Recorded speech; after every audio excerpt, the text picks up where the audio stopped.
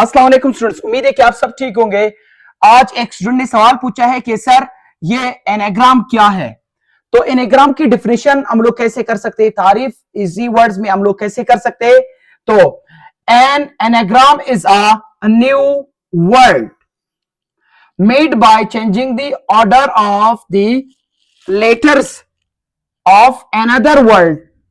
आसान लफ्जों में यह है, अगर हम लोग एक कंप्लीट वर्ड की ऑर्डर यानी उसकी प्लेस लेटर्स चेंज करवाए, आगे पीछे कर ले और उसे एक नया बामानी वर्ड बनाए, तो उसे क्या कहा जाता है, एनाग्राम। और फर्स्ट एग्जांपल क्या है हमारे पास, लिसन।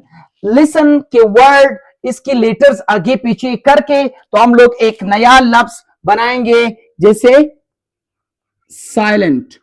अभी जो लेटर साइलेंट में है वो लिसन में भी है, तो इसको क्या कहा जाता है, एनाग्राम। दूसरा है फाइल, तो फाइल से हम लोग एक नया लफ्ज बनाएंगे, वर्ड क्या है, लाइफ। तीसरा है नाइट, तो इससे हम लोग एक नया लफ्ज बनाएंगे, थिंग। फिर आप लोगों ने अर्थ और टीयर की एनाग्राम बना के कमेंट सेक्शन में लिखना है। Thank you.